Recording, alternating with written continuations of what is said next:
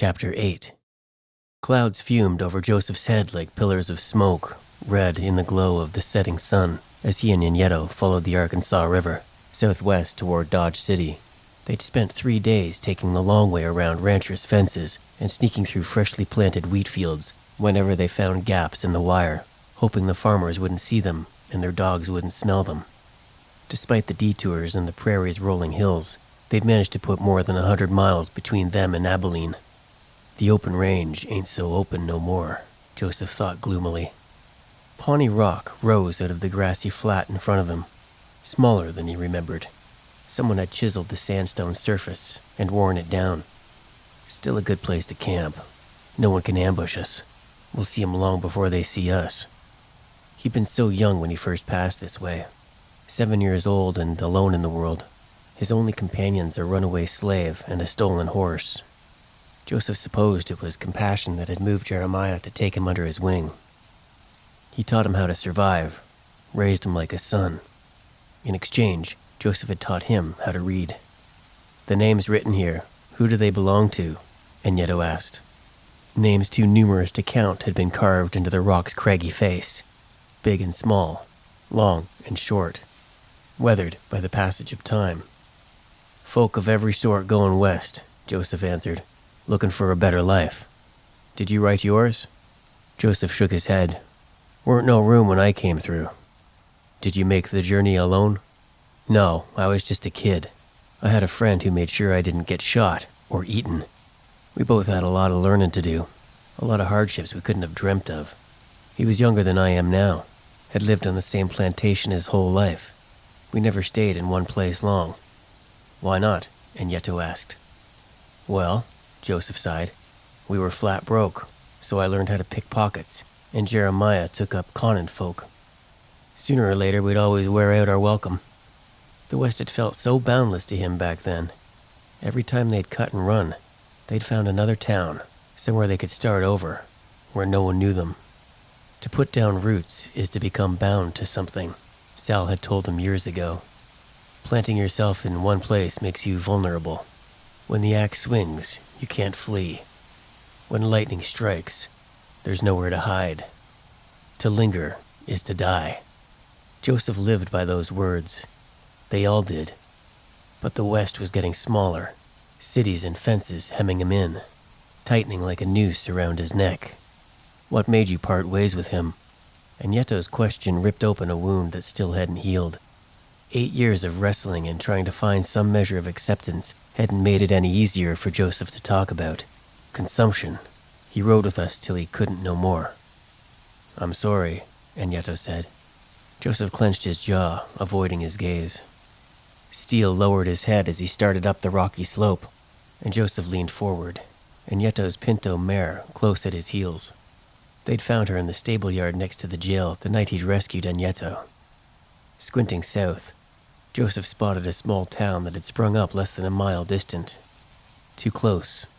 We should break camp by sunup. Earlier that day he'd gone into Great Bend to buy ammunition. A risky move, but if a posse caught up to them, he'd need bullets. Lots of them. The gunsmith had looked at him funny, and Joseph had been on edge ever since. When they reached the top of the rock, he swung down from the saddle and patted Steele's neck. Boots crunching through the grass, Joseph led him over the western side and gazed out at the plains as dusk fell. A dry wind rustled scattered shrubs and a lonely tree as he pondered. Those who'd written their names on the rock, how many of them had survived? How many had starved or succumbed to disease? How many had met violent ends? When they died and their names faded away, what legacy would they leave? What will I be remembered for? When folk think of Jesse James and Billy the Kid, will they think of me? Is an outlaw all I'll ever be? He used to look up to them, had followed their escapades in the papers as often as he could. Both had led the law on a hell of a chase, and both of them had ended up the same way. Joseph reached inside his coat and pulled out the cross Obadiah had given him, its silver surface glinting in the dim light. "Look up," his mother had told him as she wiped away his tears, "and always remember, as surely as the sun rises each morning, so do his mercies shine on us anew." He grimaced, his hand curling into a fist. It don't matter what she said. She didn't mean a word of it. Resisting a sudden urge to throw the cross over the cliffside, Joseph stuffed the necklace back into his pocket and turned his face from the sun. After a simple but filling supper of canned beans, Joseph leaned back on his saddle and stretched out his stiff legs, his lantern burning beside him. He hadn't dared to start a fire. The saddle's hard leather aggravated his ribs, and Joseph shifted, trying to find a more comfortable position. They'd pushed themselves and their horses to their limits, and he was in dire need of a decent night's sleep. Nieto sat across from him, watching him with furrowed brows. "We set a good pace today," he said, as if sensing his agitation. "Yeah," Joseph grunted, "but we're still 5 days' ride from Dead Man's Dune. 6 if we slow down a bit. Let the horses rest their legs." Nieto bowed his head and resumed cleaning his carbine with an oily rag. "I hope Charlie's doing all right. He seems like a good kid." The knot in Joseph's chest tightened. He thought about Charlie often, wondered if he was struggling to keep up with the others. The bullet hadn't stayed in his shoulder, but Joseph worried about gangrene. "Ain't got a mean bone in his body," he said. "I can't help feeling that he never would have chosen this life if his brothers hadn't dragged him into it. His parents died when he was real young. Remy and Donnie are all he's got." "I never knew my father," Nieto reflected. "Coyote claimed him before I was born." Joseph's heart sank. He barely remembered his own father. He'd lost him when the Yanks attacked. Nieto's frown deepened. His pensive features focused on the rifle laid across his legs. "I was born a prisoner. Miners had enslaved my tribe on our own land. They worked our men till they dropped dead, violated our women, stole our children. I left to look for those who went missing." Joseph had never asked him where he came from, why he'd joined them. Always too busy, he thought, with a twinge of guilt. Sal had told him Nieto had a score to settle with Uncle Sam, and that had been good enough for him. "Did you find him?" Nieto shook his head and met his gaze. "I searched for 6 years." He sighed and set aside his rifle, the wind whipping his hair around his fur-clad shoulders. "Do you ever regret it?" Joseph asked before he could stop himself. "Leaving your tribe?" Nieto considered a moment, his face grave in the glow of the lantern. "If I hadn't, I'd probably be dead." Sometimes Joseph wondered where he'd be if his mother hadn't left him that day, if he hadn't gone with Jeremiah, gotten on that train. Reaching into his saddlebag, he pulled out a stick of charcoal and his leather-bound journal and opened it to the next blank page. "Your friend you mentioned before, Jeremiah, did he introduce you to Sal?" Joseph's hand paused, and he glanced up, and Nieto's curiosity continued to surprise him. All this time, he thought him quiet and withdrawn, but ever since they'd left Abilene, he'd been full of questions. "Marcus has known Sal longer than any of us. He didn't have nobody, and Sal took him under his wing, like Jeremiah did with me."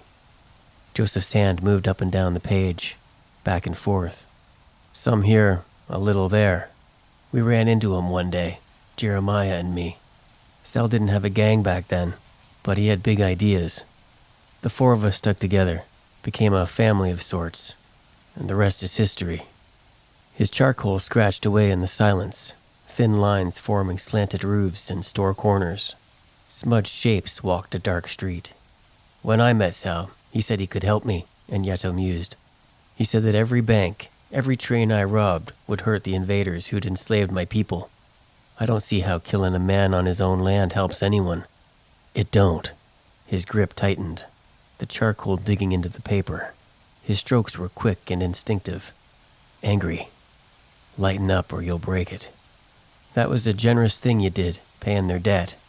I robbed her and her mama of something far worse than money," Joseph muttered. "People ain't replaceable. Love 'em or hate 'em. Family can't be forgotten." "You didn't kill her father," Nieto reminded him. "Sal did." Joseph started a drawing on the next page, never raising his eyes. Nieto took the hint. He lay down on his bedroll, and Joseph drew in silence. His throat closed as he sketched crinkled eyes and oval glasses, a broad grin and a bearded chin. Joseph sits beside the hospital bed, clutching his hat in his hands.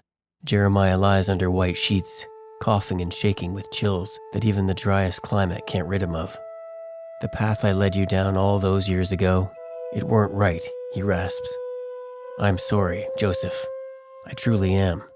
You deserve better than us. It's too late now for me to atone for the things I done. And Sal, he ain't ever gonna leave this life behind." Jeremiah reaches out and grasps his arm, his brown eyes pleading. "But you still got time, a chance to make a proper man of yourself."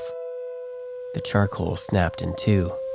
Black specks scattered onto Elliot's portrait. Joseph stared at them, the hole inside him yawning wider. Another friend he'd never see again. Another piece of him, gone. Dust to dust.